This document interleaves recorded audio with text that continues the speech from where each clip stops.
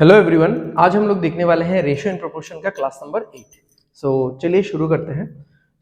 Last 2-3 classes से आप सब लोग देख रहे हो कि हम लोग रेगुलर क्वेश्चंस प्रैक्टिस कर रहे हैं। ठीक है, डिफरेंट सेगमेंट, डिफरेंट कैटेगरीज के क्वेश्चंस को सॉल्व कर रहे हैं। तो आज भी हम लोग बेसिकली उन टाइप के क्वेश्चंस को सॉल्व करेंगे जहां पे एक दो सिचुएशंस या एक दो लोगों के बीच में, 2-3 लोगों के बीच में कुछ कंपैरिजन हो रहा है। ठीक है, परसेंटेज का या रेशियो के रूप में, परसेंटेज के रूप में कंपैरिजन हो रहा है। ठीक है, ओके। चलो ये पहला क्वेश्चन है, तो शुरू करते हैं। मैं आप लोगों को थोड़ा सा टाइम देता हूं। ये बहुत ही कॉमन टाइप का क्वेश्चन है जो आजकल देखा जाता है। तो चलो शुरू करो, आप लोग ट्राई करो। ज्यादा टाइम नहीं देने वाला, बिकॉज आई डोंट वांट कि आप लोग मुझे पूरा फाइनल आंसर निकाल के दो। एक आपको अगर अप्रोच मिल रहा है, ठीक है, तो मुझे बोल देना, देन वहां से फिर मैं आपको गाइड कर दूंगा एंड मैं यहाँ पे बोर्ड में एक्सप्लेन भी कर दूंगा, राइट।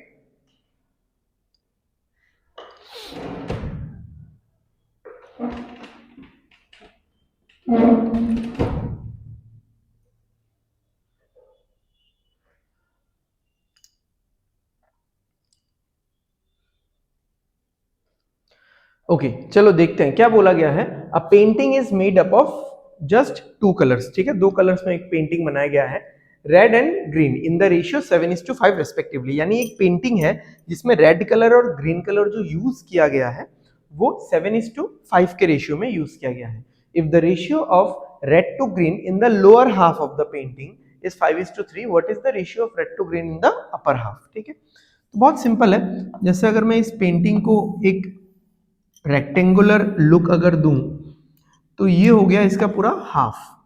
ठीक है, तो ये बोला गया है कि इस पूरे में रेड इज टू ग्रीन जो है वो है 7:5। ओके, और लोअर पार्ट में जो रेड इज टू ग्रीन है वो है कितना, 5:3। अब यहां पे क्या होगा आपको निकालना है। ठीक है, अपर हाफ में इनका रेशियो क्या होगा ये वाला निकालना है। अब यहाँ पे देखो, ऑलरेडी हम लोग इतना टाइम हो गया, हम लोग रेशियो के क्लासेस कर रहे हैं। आप सभी को पता होगा, बहुत सारी टेक्निक्स, बहुत सारी मतलब अप्रोचेस के बारे में आपको पता होगा। जैसे यहाँ पे है ये टोटल 8 यूनिट। ठीक है, यहाँ पे ये टोटल है 12 यूनिट। अब आप सोचो, खुद सोचो कि अगर ये 8 है तो भी ये 8 होना चाहिए, तो 8 8 16, तो यहाँ पे तो फिर 16 होना चाहिए। या फिर अगर ये 8 है तो इसका डबल फिर ये होना चाहिए। तो आप ऐसा एक नंबर सोचो यहाँ पे जो कि 8 का मल्टीपल होगा और 12 के किसी मल्टीपल का वो आधा होगा। ठीक है, तो अगर मैं ऐसा सोचता हूं कि मान लो 12 का कोई मल्टीपल 12 इंटू 2, 12 इंटू 2 अगर मैं करता हूं 24, तो 24 का आधा 12 तो नहीं होगा। 12 इंटू 3 36, 36 का आधा 18 तो नहीं होगा, क्योंकि 8 का भी तो टेबल चाहिए ना, 8 का भी मल्टीपल चाहिए। 12 इंटू 4 48, 48 का आधा 24, अब 24 8 का भी मल्टीपल है, मिल गया। चलो, तो ऐसे करके आप निकाल सकते हो। ये तो मैंने ऑरेली बता दिया। और कैसे आप कर सकते हो, देखो नॉर्मली फिर कन्वेंशनली सॉल्व करो। इसको x करके मान लो आप, 7x 5x, ये क्या है 12x। तो 12x का जो आधा होगा, इसको y करके मान लो, 5y 3y, तो ये हो जाएगा 8y। 12x का जो आधा होगा वो 8y होना चाहिए, इजंट इट। 12x का जो आधा होगा वो 8y होना चाहिए, क्योंकि ये लोअर हाफ है और ये अपर हाफ है। तो यहाँ पे कितना हो रहा है, यहाँ पे 6x is equal to 8y हो रहा है। यानी x बाई वाई का वैल्यू निकलेगा 8/6, कैंसिल करने पे निकलेगा 4/3। तो x 4 यूनिट्स है और y 3 यूनिट्स है। तो यहाँ पे मैंने x लिया था तो ये 4 यूनिट्स हो गया। तो अगर ये 4 यूनिट्स हो गया यानी 7 इंटू 4, 5 इंटू 4 या 12 इंटू 4, हर जगह में क्या हो जाएगा, 4 मल्टीप्लाई हो जाएगा। Got it.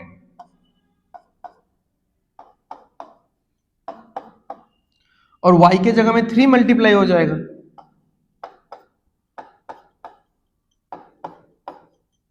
तो सही है, हो गया।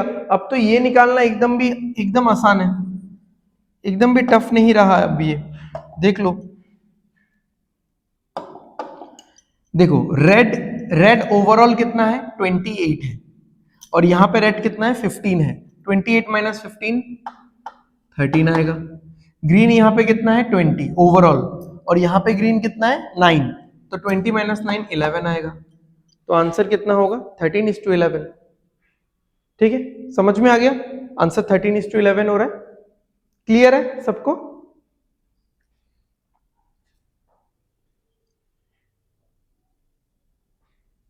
हाँ बताओ।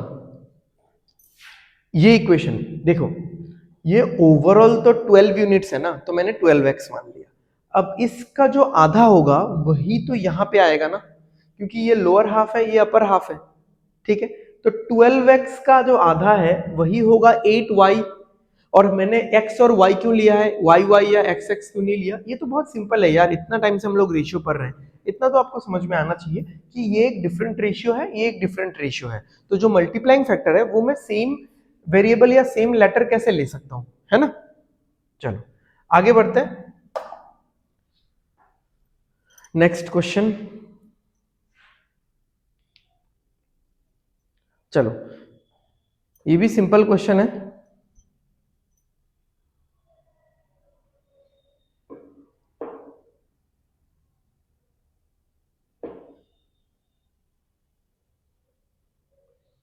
सैलरी एक्सपेंडिचर अलग अलग करो, दो लड़कियों का नाम दिया हुआ है यहाँ पे।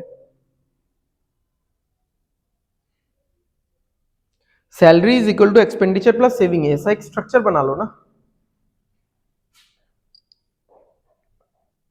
क्या कर रहे हो देखो।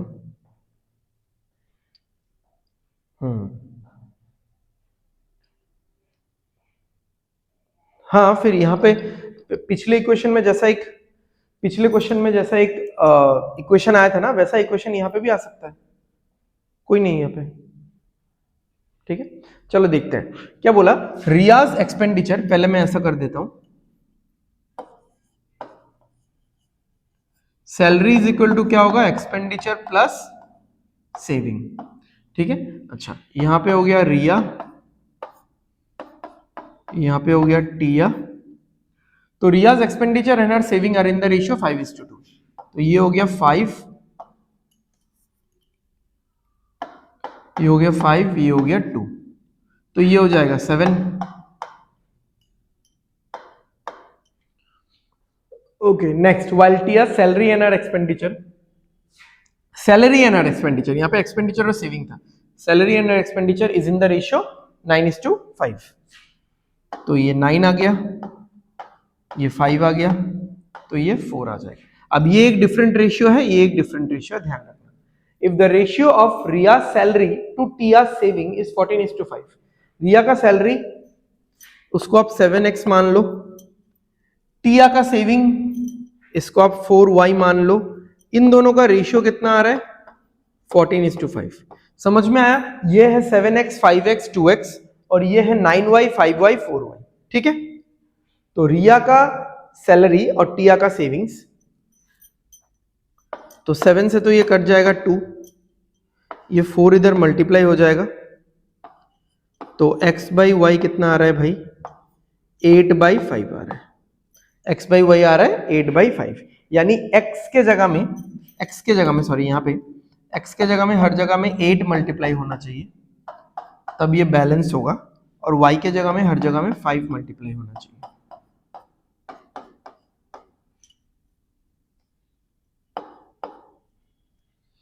ठीक है, अच्छा then what is the ratio of Riya savings. ठीक है, किसका रेशियो निकालने बोलना है, रिया का सेविंग्स एंड टिया का सेविंग्स, ये दोनों का रेशियो निकालने बोला है। तो इन दोनों का रेशियो क्या होगा 16:20। ठीक है, 16:20 क्या हो जाएगा 4:5 हो जाएगा फिर। ठीक है, 4:5 हो जाएगा, लिख भी देता हूं मैं एक बार, 16:20 ये हो जाएगा 4:5। ये हो गया हमारा फाइनल आंसर। ठीक है, एकदम चिल सिंपल है, कुछ खास है नहीं, डाउट यहाँ पे। ठीक है, खास करने को भी नहीं था। चलो आगे बढ़ते हैं। अरे ऐसा क्वेश्चन तो हमने लास्ट क्लास में, रेशियो प्रोपोर्शन का जो लास्ट क्लास था, क्लास नंबर 7, उसका लास्ट क्वेश्चन में किया था, वहां पे कुछ अर्जुन वगैरह था ऐसा करके, तो सिमिलर वैसा ही क्वेश्चन है। चलो इसको रेडीली करते हैं यार, इसको मैं टाइम नहीं देने वाला। ठीक है, आप लोग भी मेरे साथ साथ करते रहो, Ravi is T% older than Shreya, यानी रवि क्या है, श्रेया से T% ज्यादा है, बड़ा है वो, तो 100 प्लस T% ऑफ यानी multiply of Shreya, who is यानी Shreya is T% age old age यानी into age old age Manav. Okay great. If the age of Ravi is 275% more than that of Manav. अब देखो 275% क्या होता है भाई, यहां पे होगा 200% प्लस 75%. 200% तो 2 हो जाएगा, 75% 3/4 हो जाएगा, तो ये हो जाएगा 11/4. नाउ दिस मच मोर है, दिस मच मोर, समझो 275% मोर देन दैट ऑफ मानव, मानव से उतना ज्यादा है, यानी मानव अगर 4 है, 4 पे 11 ज्यादा 15 है, यानी रवि बाई मानव का अगर मैं रेशियो निकालूं तो मानव अगर 4 है, रवि है 15, ऐसा कुछ है. तो आप रवि का वैल्यू लिख लो, फिर मानव का वैल्यू यहां से, चलो इसको और एक स्टेप लिख लेना, S/T% कर दो इज इक्वल टू मानव. तो रवि का वैल्यू बैठा हो ये वाला 100 plus T% of Shreya, Shreya ही है ना, हाँ, और यहां पे आ जाएगा मानव, क्या आ जाएगा, Shreya by T% is equal to 15/4. तो S और S तो कट जाएगा, ये पलटी मार के ऊपर चला जाएगा, तो यहां पे होगा 100 प्लस T% है ना, तो नीचे एक 100 आएगा, इनटू ये T% भी ऊपर जाएगा और इसके नीचे भी 100 आएगा क्योंकि ये परसेंटेज है, बाई 15/4. ठीक है, इसमें और काफी कुछ करने को है, तो मैं यहां लिखता हूं इसको. देखो क्या हो जाएगा यहां पे, 100 प्लस T इंटू T तो हो गया, अब इस 4 से इस 25 को काट देंगे, तो यहां पे हमारा हो रहा है 15 इंटू 25 इंटू 100. ठीक है, 15 इंटू 25 इंटू 100, इतना समझ में आ गया. अब आप सोचो कि T के जगह में find the value of T, T के जगह में क्या क्या मैं बैठा सकता हूं, T के जगह में क्या क्या, 133.33 तो यहाँ पे नहीं बैठेगा, 100 बैठाते हैं तो 100 हो गया यहाँ पे, 100 200 और 100 नहीं हो रहा है, ये ऐसा वैल्यू तो नहीं आएगा, क्योंकि इसका आंसर आएगा 375.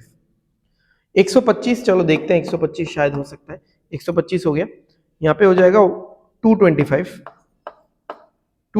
इंटू 125, जीरो ही तो नहीं है यहाँ पे, तो ये दोनों जीरोस कैसे आएगा, ये तो नहीं होने वाला. 150 का देखते हैं, ये हो गया 150, 150 ये हो गया 250. हाँ चलो इससे आंसर आ जाएगा, ये देखो 15 इंटू 25 इंटू 100, यहाँ पे भी देखो 15 है, 25 है और 2 जीरोस है यानी 100 है, तो T का वैल्यू कितना निकल गया, T का वैल्यू आ गया 150. ठीक है, मजा आया, सिंपल था एकदम. ठीक है, ऐसे क्वेश्चंस बीच बीच में अचानक से दिख जाते हैं एग्जाम में, तो आप लोग डरना मत. ठीक है, इसलिए मैं पहले से ये सारे टाइप्स करवा के रख रहा हूं. ठीक है,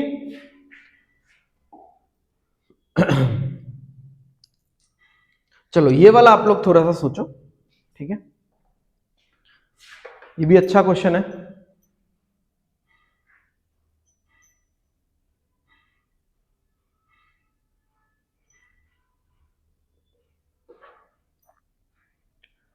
सम ऑफ टू नंबर्स, एक के साथ कंपेयर कर लो, रेशियो निकाल लो, डिफरेंस ऑफ टू नंबर्स एक के साथ कंपेयर कर लो, रेशियो निकाल लो, एंड फिर तो एवरेज करने बोला है यहाँ पे.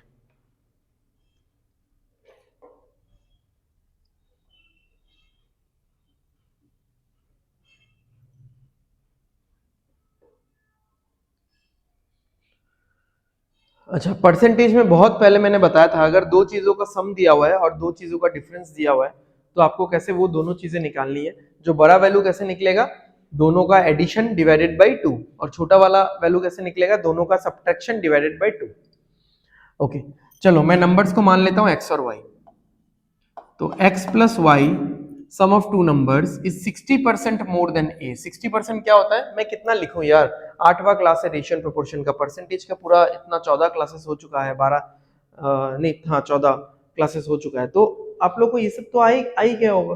60% कितना होता है 3/5, यानी +3/5, क्योंकि 60% मोर है ना, तो +3/5 देन ए, यानी ए का वैल्यू है 5, ए के साथ कंपेयर हो रहा है ना, तो ए से 3 ज्यादा तो ये होगा 8, ठीक है। और क्या है, and the difference is 75% less than 2a। अच्छा चलो, डिफरेंस का कंपैरिजन a के साथ नहीं है, डिफरेंस का कंपैरिजन 2a के साथ, वेरी गुड। तो 75% क्या होता है 3/4, और लेस बोला है तो -3/4, बाई 4 यानी नीचे 4 है, बेस 4 है, और देन 2a है, यानी ये 4 होगा और 3 कम होगा तो ये 1 होगा। अब एक चीज समझो, अगर ये a का वैल्यू है और ये 2a का वैल्यू है, तो फिर तो बात नहीं जम रहा है ना, बात नहीं जम रहा है यहां पे। तो ऐसा एक मल्टीपल निकालते हैं कि इसका ये डबल हो जाए, जैसे इसको 5 के टेबल में और 4 के टेबल में आना चाहिए दोनों नंबर से, तो आप देखोगे तो 10, तो इसको 2 से मल्टीप्लाई करोगे, नहीं फिर हाँ इसको 2.5 से मल्टीप्लाई कर दो तो ये 10 हो जाएगा और ये 5 रह जाएगा, सही है। बट डेसिमल नहीं लेना चाहो तो आप ऐसा कर सकते हो कि इसको 5 से मल्टीप्लाई करो, इस रेशियो को 5 से मल्टीप्लाई करो, तो ये कितना हो गया देखो 20 हो गया, और इस रेशियो को 2 से मल्टीप्लाई करो तो ये 10 हो गया, तो हो गया ना डबल। ये a है, a का वैल्यू 10 है तो 2a का वैल्यू 20 है, ये मैच करना है आपको। अब देखो कि x प्लस वाई कितना है 16 है, और x माइनस वाई कितना है 5 है। मैंने परसेंटेज में बहुत बार ये चीज बताया है, दो चीजों का अगर एडिशन दिया हुआ है, दो चीजों का अगर सब्ट्रैक्शन दिया हुआ है, तो बड़ा वाला वैल्यू कैसे निकलेगा, दोनों का टोटल, यानी 16 + 5 21/2। छोटा वाला वैल्यू कैसे निकलेगा, दोनों का सब्ट्रैक्शन 16 - 5 11/2। तो x और y हमारे सामने निकल के हाजिर है, although all these are fake values क्योंकि कंपैरिजन है। ओके, अब क्या बोला है, the average of the numbers. Average, average क्या होता है, दोनों को ऐड करके 2 से डिवाइड, इन दोनों को ऐड करो भाई, कितना आ रहा है 21 + 21/2 + 11/2 कितना आ रहा है 32/2, जो कि 16 होता है। तो इन दोनों को एवरेज होता है ऐड करके 2 से डिवाइड, ऐड करके 2 से डिवाइड, नॉट ओनली 2 से, जितने भी नंबर्स हैं। अब यहाँ पे दो नंबर्स है तो हम लोग 2 से ही भाग देंगे, तो ऐड किया 32/2 यानी 16 आया, 2 से डिवाइड किया 8 आया, ये हो गया average. Average is what percent more than the smaller number, smaller number है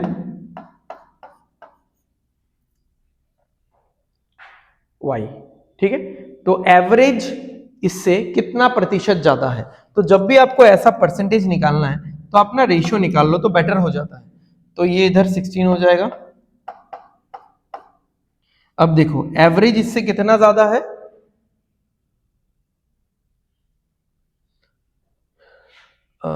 एक मिनट, 11/,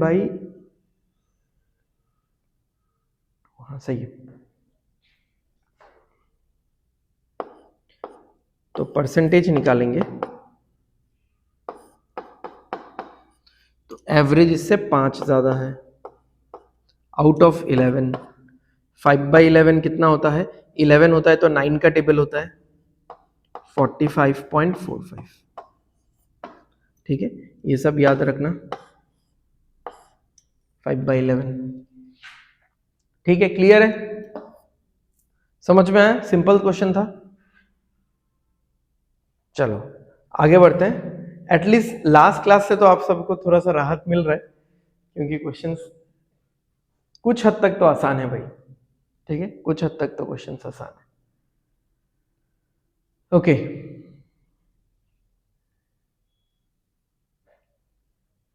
चलो देखो ये वाला करो, ये तो परसेंटेज के ऊपर ही है पूरा पूरा।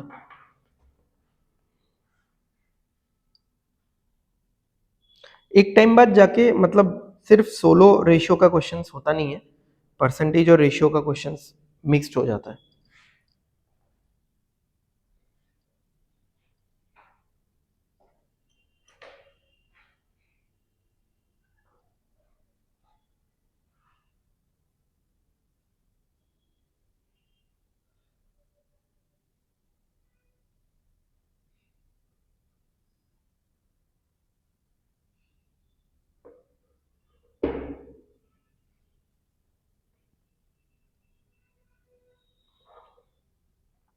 हो रहा है?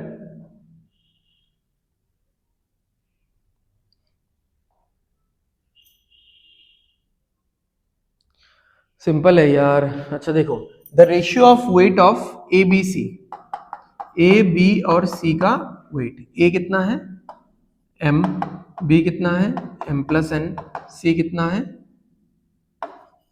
m प्लस 2n। अच्छा, if c weighs 9.09% more than b, 9.09%, 9 का टेबल है तो 11 होगा, मोर देन b यानी ये वैल्यू b का है, देन b यानी बेस वैल्यू b का होगा, तो ये 11 है, 11 से एक ज्यादा ये 12 है। ठीक है, तो देख लो आप m और n का कुछ रेशियो निकाल सकते हो कि b by C is equal to 11 by 12, b है m प्लस n, c है m प्लस 2n is equal to 11 by 12, cross multiply करो और ज्यादा स्टेप्स मत लिखना, ठीक है, थोड़ा एक्सपीरियंट जैसा काम करो। 12 into m 12m, 11 into m 11m, minus करने पे m आएगा सिर्फ, है ना, 12m इस तरफ आएगा, 11m इस तरफ आएगा, बाद में आप माइनस करोगे तो m आएगा। 12 into n 12n, 2n into 11 22n, तो 12n और 22n कितना आएगा 10n आएगा, यानी m और n का अगर मैं एक कंपैरेटिव वैल्यू लूं तो वो आएगा 10:1। तो सही बात है कि m का वैल्यू 10 है और n का वैल्यू 1 है, तभी तो 10 प्लस 1 11 हो रहा है, 10 प्लस 2 12 हो रहा है। क्लियर है, एकदम सिंपल है। अब क्या बोला है, the weight of a is what percent of the weight of c, a का जो वेट है वो c के वेट का कितना प्रतिशत है, तो a का वेट कितना है c के वेट का ऑफ c, ठीक है, तो नीचे तो 12 होगा इंटू 100, ये कितना है 10, तो काटेंगे तो कितना होगा 2 से 5/6, 5/6 कितना होता है 83.33%। ठीक है, ये सब याद रखो, अदरवाइज सब कुछ करके यहाँ पे लास्ट स्टेप में you will and up wasting your time. ठीक है, समझ में आ रहा है, क्लियर है भाई, आसान लग रहा है आज का क्लास? नेक्स्ट क्लास बोल रहा हूँ, पिछले वाले क्लास में तो एकदम उड़ गया था सबका फ्यूज, F5 दबाना पड़ रहा था फिर। चलो आगे बढ़ते हैं फिर, question number 6, a and b are two natural numbers, again उसी तरीके का क्वेश्चन है इंक्रीज डिक्रीज पे। If a increases by x%, it will be 20% less than b। ठीक है, समझ में आया? देखो मैं रेडीली इसलिए लिख रहा हूं ना क्योंकि मुझे पता है इसमें आप लोग कुछ खास क्या ही सोचोगे, मतलब ये रेडीली सॉल्व करने लायक क्वेश्चन।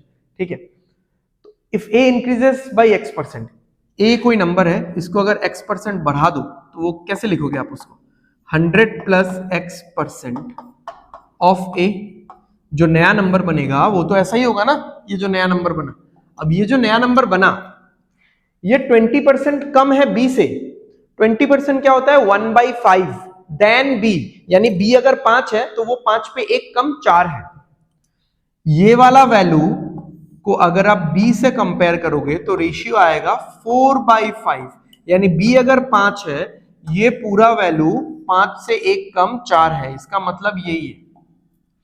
समझ में आया? एक ही बार में लाइन को पढ़ना है और इक्वेशन लिखना है, इतना एबिलिटी आप लोग धीरे धीरे बिल्ड कर लो, अदरवाइज बहुत दिक्कत होने वाला है।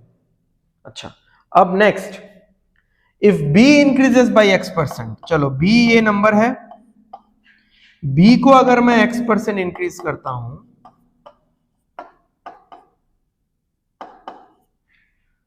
It will be 500% of a, 500% यानी 5 परसेंटेज को हटाने के लिए डिवाइडेड बाय 100 करेंगे तो 0 0 कैंसिल हो जाएगा, तो 500% यानी 5 टाइम्स, 5 गुना। तो अगर ये जो नया नंबर बना इसको जब मैं a के साथ कंपेयर करूंगा, a के साथ कंपेयर करूंगा तो ये वाला नया नंबर आएगा 5 गुना a का, a अगर 1 है तो ये 5 है, a अगर 10 है तो वो 50 है, ऐसा आएगा।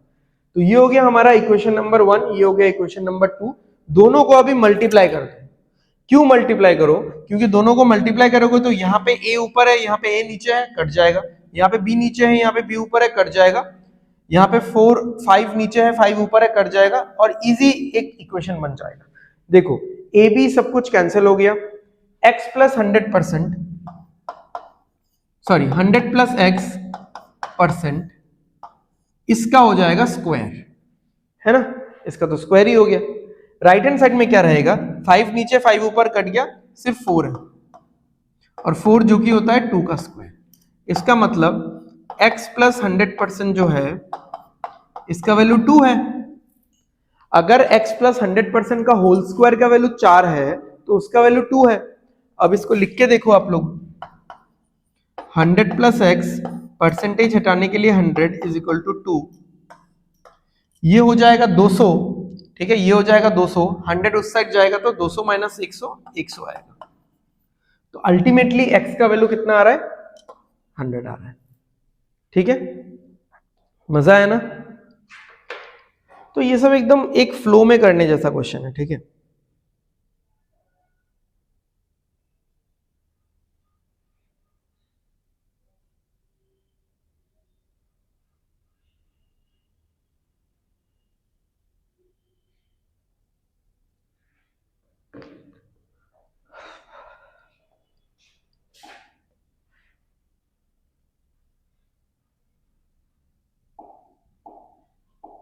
चलो ये वाला क्वेश्चन करो।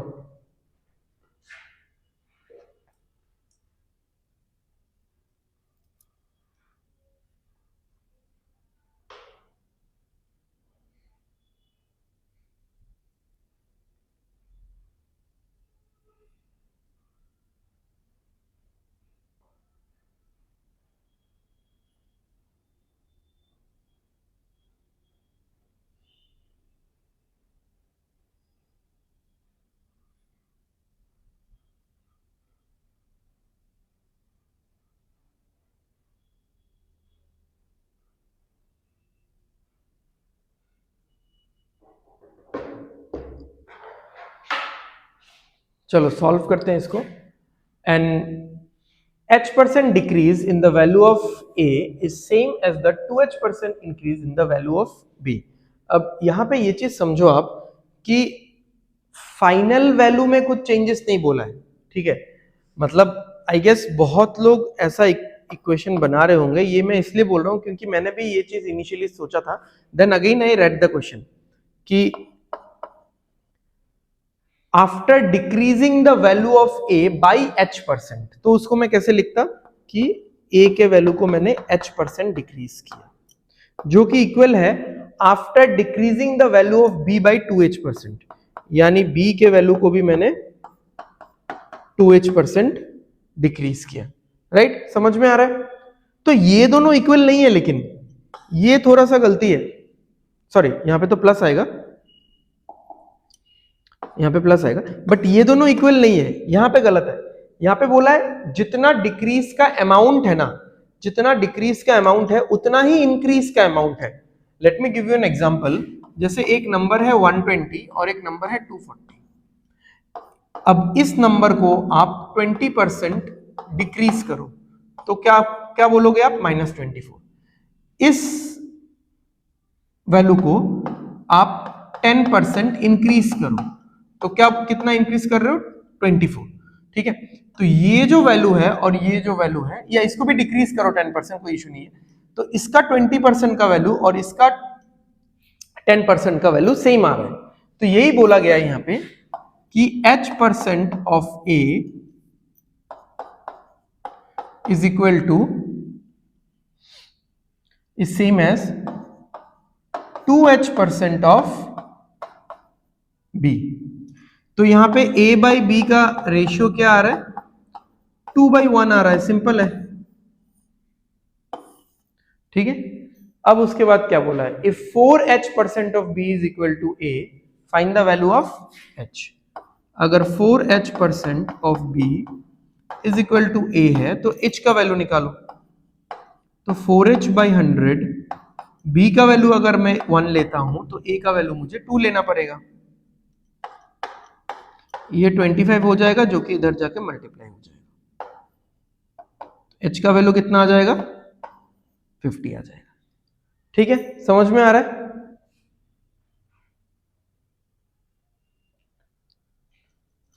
तो h का वैल्यू होगा 50। ठीक है, तो लैंग्वेज का डिफरेंस मैंने ऑलरेडी बता दिया, मैं फिर से बता देता हूं। After decreasing the value of a by h% and after increasing the value of b by 2h%, the final values both the values becomes equal, तब ऐसा इक्वेशन होता। बट अगर ऐसा बोला गया है an h% decrease in the value of a is same as the h% increase in the value of b। ठीक है, चलो आगे बढ़ते हैं, सॉल्व करो इसको।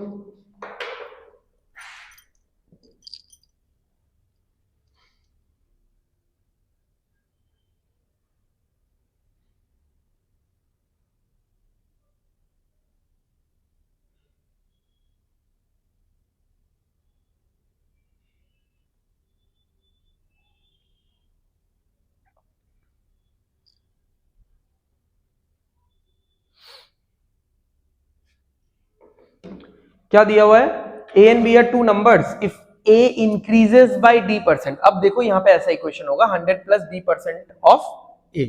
ठीक है, if a increases by d% and b increases bye 2d%, difference between them is 0, यानी ये दोनों इक्वल है, डिफरेंस 0 यानी ये दोनों चीज इक्वल है।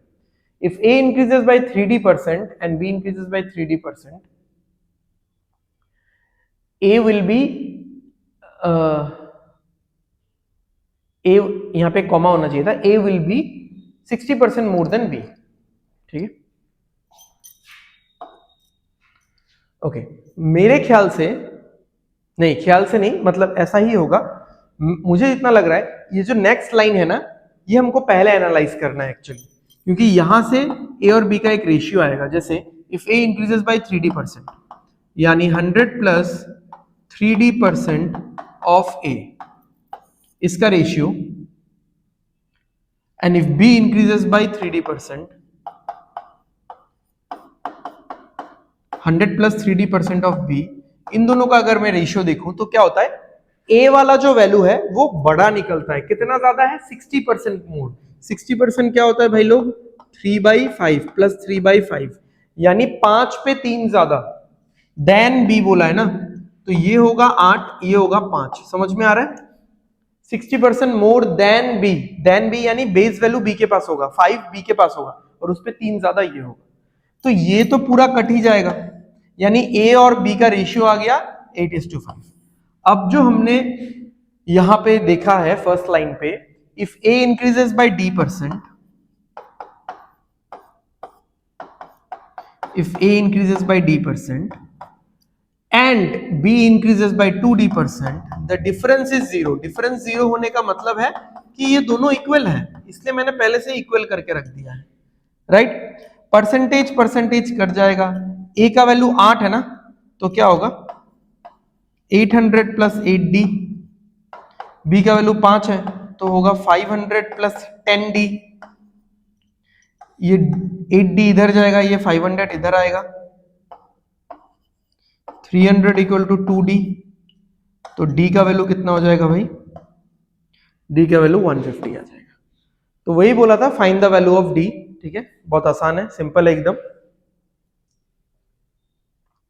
ठीक है, क्लियर है, चलो नेक्स्ट क्वेश्चन देखते हैं। चलो करो ये वाला क्वेश्चन, देखने में ऐसा बड़ा लग रहा है बट ऐसा जितना बड़ा है नहीं ये, बस रेशियो आपको थोड़ा सा बैलेंस करना है इसमें।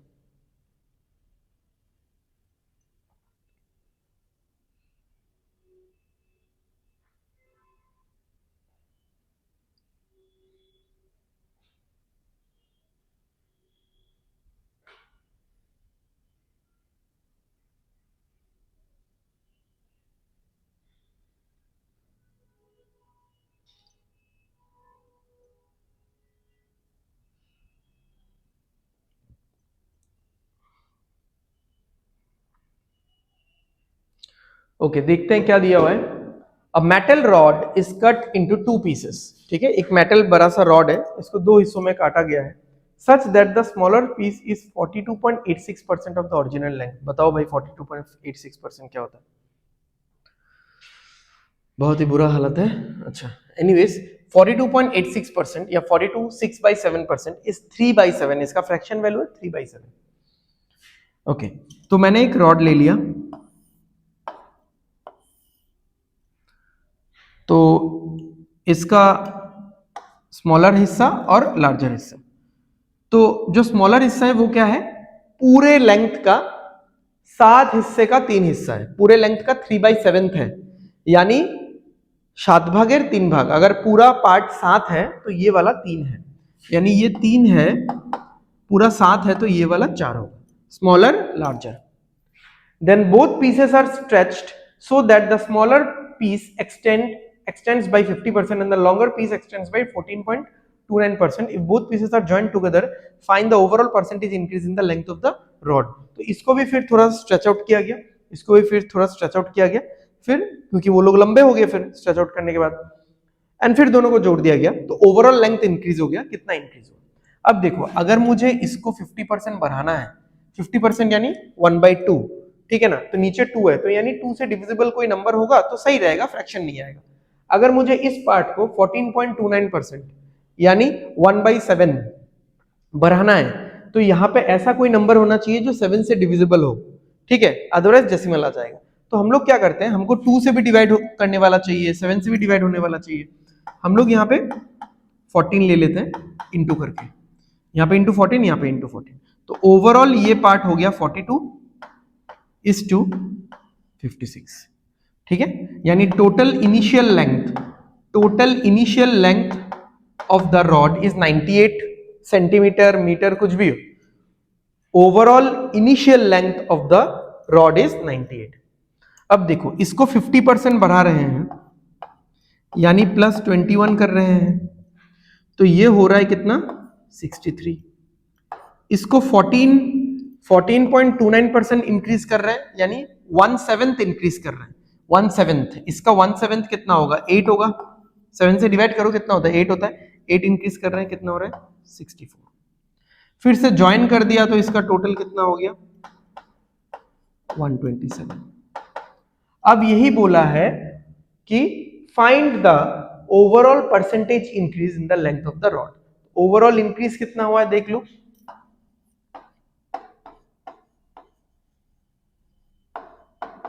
ओवरऑल कितना इंक्रीज हुआ है, 29 इंक्रीज हुआ है, आउट ऑफ कितना, आउट ऑफ 98 इंटू 100, ठीक है। आप ऑलमोस्ट इन दोनों को काट सकते हो थोड़ा अप्रॉक्स करके, 98 और 100 को डायरेक्ट काट सकते हो, बट हाँ, क्योंकि 100 यहाँ पे नहीं है, 98 है, डिनोमिनेटर थोड़ा सा छोटा है, 100 होना चाहिए था, थोड़ा सा छोटा है, तो आंसर 25 से हल्का सा बड़ा आएगा, आई मीन 29 से थोड़ा सा बड़ा आएगा, लाइक 29.56 प्रोबेबली, ऐसा कुछ, ठीक है, देख लेना, ठीक है, 29 से थोड़ा सा बड़ा आएगा, तो यहाँ पे ये नन ऑफ दिस होगा, ठीक है, समझ में आया, क्लियर है, रिकॉर्डिंग सही है, चल रहा है ना, चलो चलो आगे बढ़ते हैं फिर, क्लियर है ना। चलो ये वाला देखो, ये भी बहुत सही क्वेश्चन है, अच्छा क्वेश्चन है, ट्राई करो आप लोग।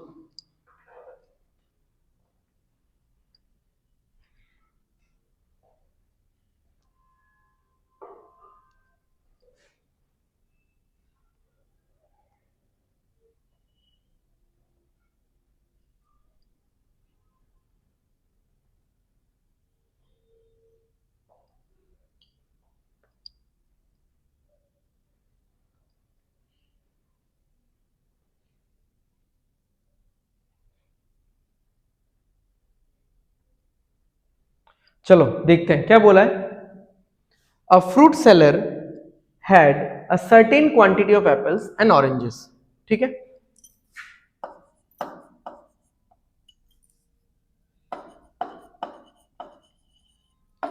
एप्पल्स है और ऑरेंजेस है।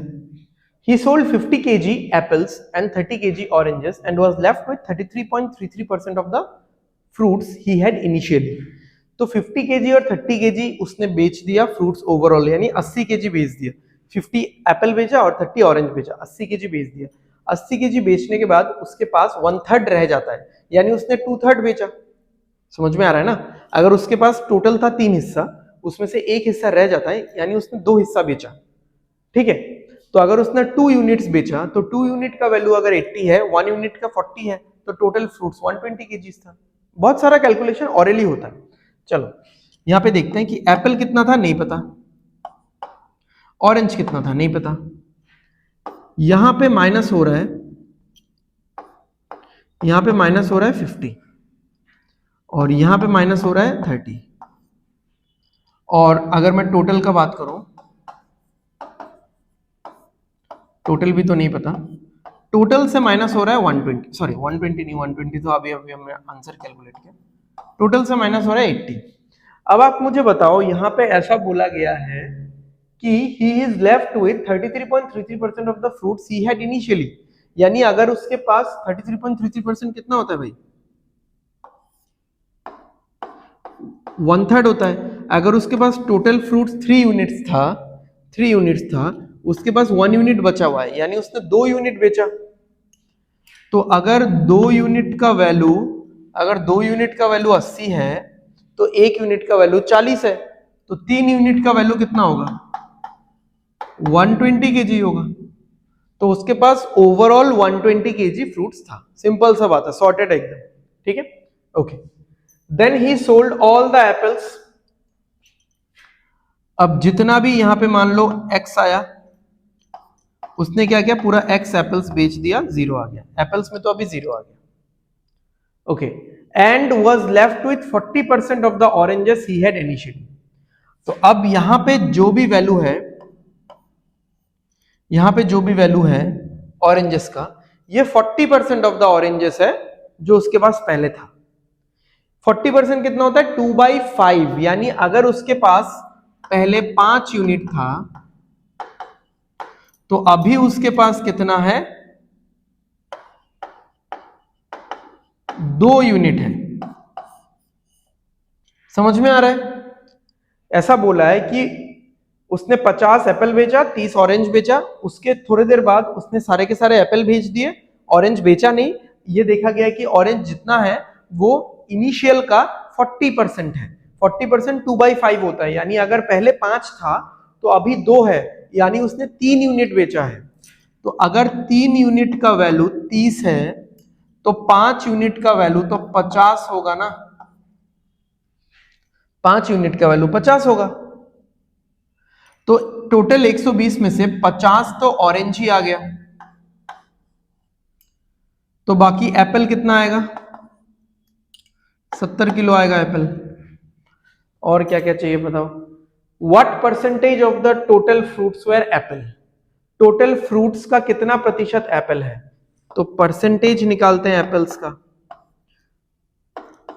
किसके कंपैरिजन में निकालना है, व्हाट परसेंटेज ऑफ के बाद देखो क्या है, of the total fruits, total fruits 120 है, उसमें से एप्पल निकालना है। 7/12, 7/12 फ्रैक्शन आता है ना आप सबको, 58.33%। 7/12 इज 58.33%। ठीक है, क्लियर है, समझ में आ गया?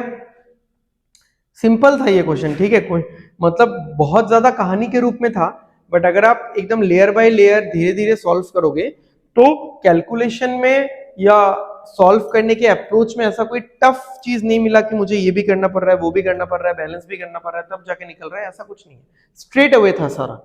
ठीक है, स्ट्रेट अवे इंफॉर्मेशन था। चलो एक लास्ट क्वेश्चन है, करते हैं और आज के क्लास की समाप्ति करेंगे। A society has 3 types of flats, 1 BHK, 2 BHK, 3 BHK. If 30% of the flats are 2 BHK and the difference between the number of 1 and 3 is 135, what can be the number of can be? हाँ, यानी exact answer नहीं निकलने वाला। तो क्योंकि 30% बोला है, 30% होता है 3/10, तो मैं ओवरऑल फ्लैट्स को 10 मान लेता हूं। इधर आ जाएगा 1 BHK, इधर आ जाएगा 2 BHK और इधर आ जाएगा 3 BHK। तो क्या बोला है, 30% of the flats are 3 BHK, 2 BHK, तो ये हो गया 2 BHK। एंड इन दोनों का जो डिफरेंस है, यानी ये दोनों मिलके तो 7 होंगे, देखो टोटल हमारे पास 10 फ्लैट है, तो 10 का 30% कितना 3 है, तो वो तो 2 BHK है, और बाकी ये दोनों मिला के तो 7 होना पड़ेगा ना, ठीक है। अच्छा, अब ये भी है कि इन दोनों का जो डिफरेंस है 135। अब मैं 7 इज इक्विवेलेंट टू 135 कर देता, बट ये 7 है इन दोनों का टोटल और 135 है इन दोनों का डिफरेंस, ये नहीं कर सकते, तो मैंने ये इसलिए बोला सो दैट ये ब्लंडर आप ना करो। अब देखो what can be the number of 1 BHK flats in the society. अब देखो ये जो 135 है ना, ये इन दोनों का डिफरेंस है। अब कौन बड़ा है कौन छोटा है हमको नहीं पता, बट ऑप्शंस देख के मैं ये तो बोल सकता हूं कि 1 BHK कम ही होगा, है ना, क्योंकि दोनों में डिफरेंस अगर 135 है और 1 BHK का सारा वैल्यू 135 से कम है 1 BHK का सारा वैल्यू 135 से कम है, यानी 3 BHK का सारा वैल्यू 135 के ऊपर ही जाएगा। समझ में आ रहा है? नहीं समझ आया, मैं फिर से बताता हूं। देखो मान लो एक एग्जांपल दे रहा हूं कि 1 BHK है 200 और 3 BHK है 65, तो 200 माइनस 65 कितना हो जाएगा 135 हो जाएगा। तो अगर 1 BHK 135 से बड़ा होता तो इस तरीके का सिचुएशन होता। अब 1 BHK का आप सारा वैल्यूज देखो, 1 BHK का सारा वैल्यू 135 से कम है, यानी 3 BHK ग्रेटर है। तो अगर मैं इसको 60 लेता हूं तो प्लस 135 करके 3 BHK कितना आता है 295 आता है। 295 यह है,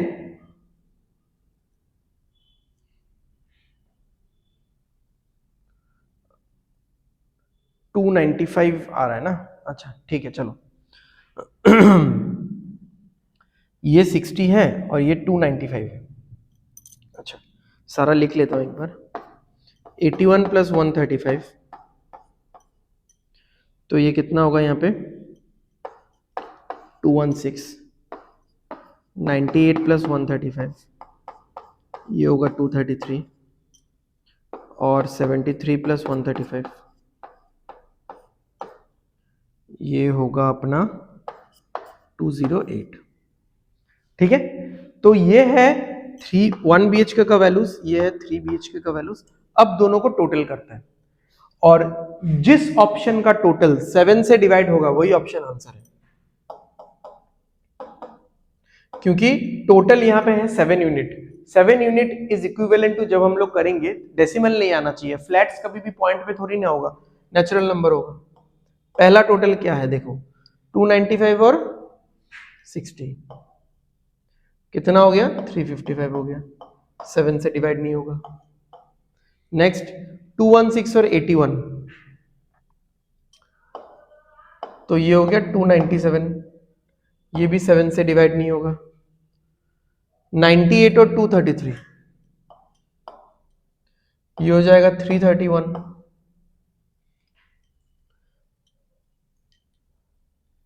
ये भी 7 से डिवाइड नहीं होगा।